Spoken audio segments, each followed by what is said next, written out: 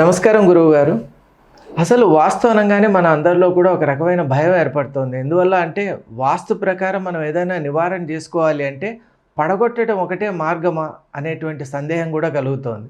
మరి నిజంగా వాస్తు దోషాలు నివారించుకోవడానికి పడగొట్టడం ఒకటే మార్గమా లేక వేరే ఏదైనా మార్గాలు ఉన్నాయా? శర్మ గారు, మీరు అడిగింది చాలా అనుభవపూర్వంగా అడుగుతున్నారు మీరు. కరెక్టే.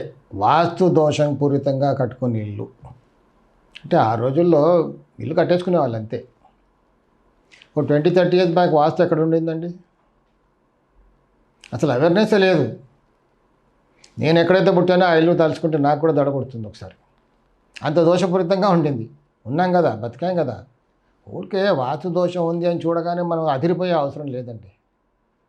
కొంచెం కష్టాలు ఉంటాయి. రోజు ఒక్కలాగా ఉండదు కదండి. ఒక వారం రోజులు స్ట్రైట్గా ఒకటేలాగా ఉంటుందా? అప్స్ అండ్ డౌన్స్ అంటూ ఉంటాయి.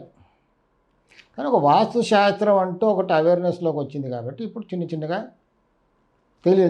అందరికి తెలిసి వచ్చింది. ఇప్పుడు అందరూ పాటిస్తున్నారు ఇప్పుడు. కానీ ఇంట్లో వాస్తు దోషం ఉంది, దాన్ని సవరించాలి అంటే ఉదాహరణకి ఇప్పుడు మన గుమ్మం ఉందనుకోండి, ఉత్తరంలో రోడ్డు ఉంది, ఉత్తర ఫేసింగ్ ఇల్లు. మన ఇంట్లోకి రావడానికి ఒక మెయిన్ డోర్ అంటూ ఉంటుంది కదా, సింహద్వారం అనొచ్చు, ఏమైనా అనొచ్చు. దాన్ని ఉత్తరంలో ఉండాలి. సరే, ఉత్తరం ఎలా ఉంటుంది? ఎక్కడో ఒక ద్వారం పెడతాం, అది ఉత్తర ద్వారం. కానీ ఉత్తరంలో 3 స్థలాలు ఉంటాయి.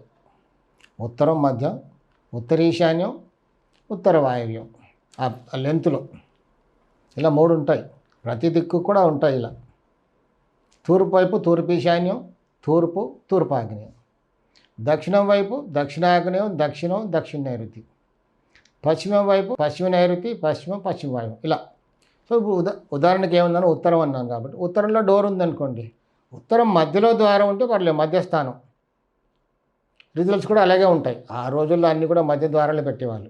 కొంచెం అప్డేట్ అయింది సైన్స్ తర్వాత. ఇప్పుడు ఉచ్చస్థానం, ప్రతి దిక్కున ఏంటంటే ఉచ్చస్థానం, మధ్యస్థానం, నీచస్థానం అని ఉంటుంది. అదే ఉత్తర వాయువు నీచస్థానం, ఉత్తరం మధ్యస్థానం, ఉత్తర ఈశాన్యం ఉచ్చస్థానం. ద్వారం మనం అనుకోకుండా ఎక్కడో ఫిక్స్ చేసాం, అది ఉత్తర వాయువ్యంలో ద్వారం ఉందనుకోండి. సో వాస్తులు ఎన్నో దోషాలు ఉంటాయి, నేను ఎగ్జాంపుల్గా చెప్తున్నాను. ఇప్పుడు ఉత్తర వాయువ్యంలో ద్వారం ఉండి ఆ ఇంట్లోకి వస్తున్నాం, వెళ్తున్నాం, ఆ ద్వారం కూడా నడవడం, దానివల్ల ఇంట్లో అన్నీ కూడా నానా కష్టాలతో ఇబ్బంది పడుతుంటారు. అంటే డబ్బు రాదు, ముఖ్యంగా డబ్బు రాదు. అప్పుల్లోకి పోతుంటారు, చిన్నగా చిన్నగా చిన్నగా అప్పుల్లోకి మనిషి మారి స్పిరిచువల్గా అయిపోతుంటారు. కొంతమంది ఏమో ఆల్కహాలిక్గా కూడా మారిపోతుంటారు.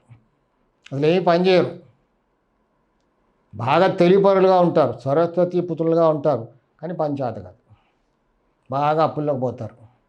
ఆడవాళ్ళు పెళ్ళిళ్ళు కావడం కష్టం, ఇంకా అన్ని చీకాకులే ఇంట్లో అంతా కూడా. ఇప్పుడు ఆ ద్వారం మార్చాలి అన్నప్పుడు ఆ ద్వారం తీసి ఇంకో దగ్గర పెట్టాలి కదా.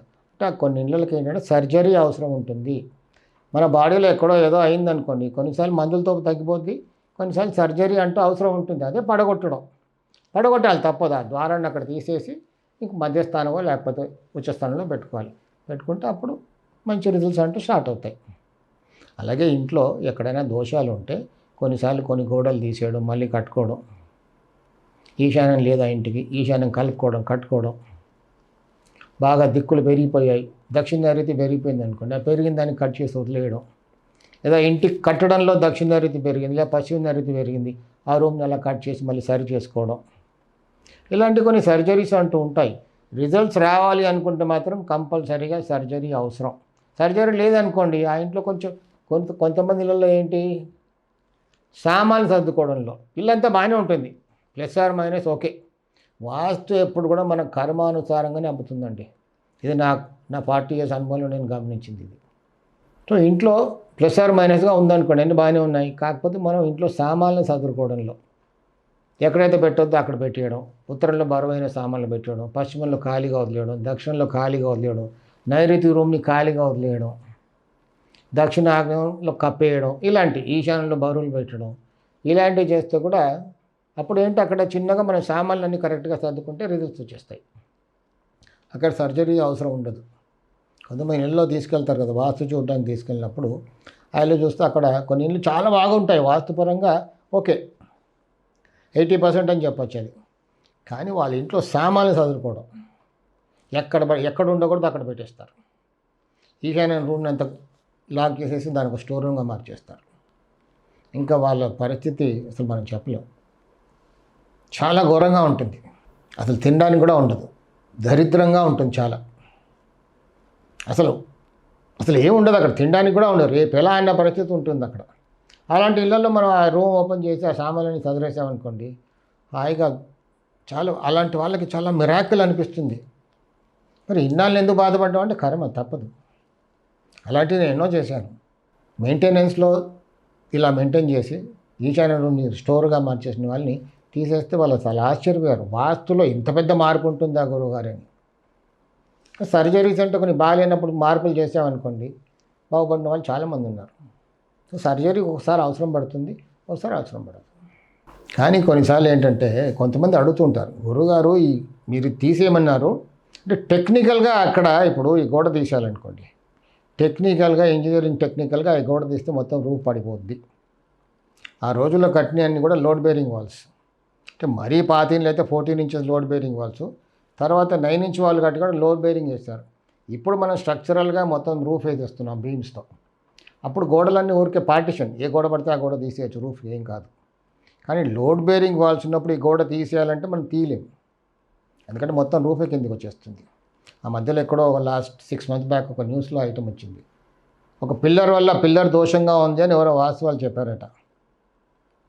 ఆ పిల్లర్ తీసేస్తే మీరు బాగుపడతారంటే స్ట్రక్చర్ స్టడీ చేయకుండా చెప్పాడు. ఆ పాపం వాళ్ళు నమ్మి తీసేస్తారు, మొత్తం బిల్డింగ్ అలా కూలిపోయింది.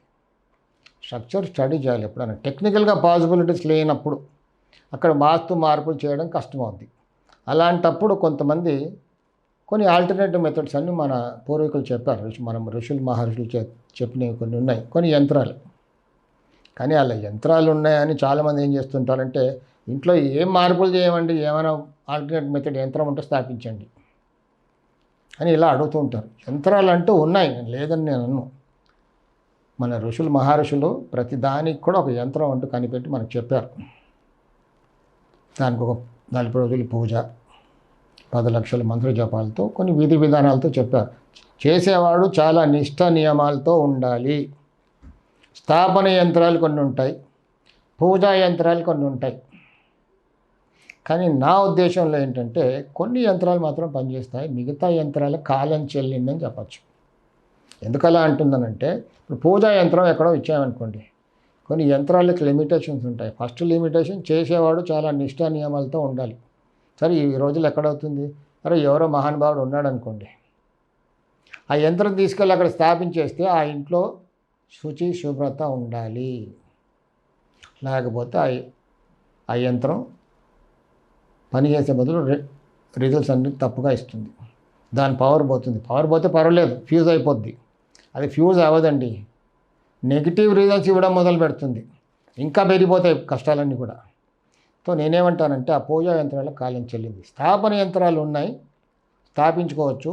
కానీ మొత్తం యంత్రం పైనే మనం డిపెండ్ అయ్యి ఏం గోడలు తీయమండి, డోర్లు మార్చమండి, గుమ్మాలు ఎక్కడ మార్చమండి, ఎత్తు పొలాలు కూడా ఉంటే మార్చమండి, యంత్రం స్థాపించండి అంటే మాత్రం కాదు.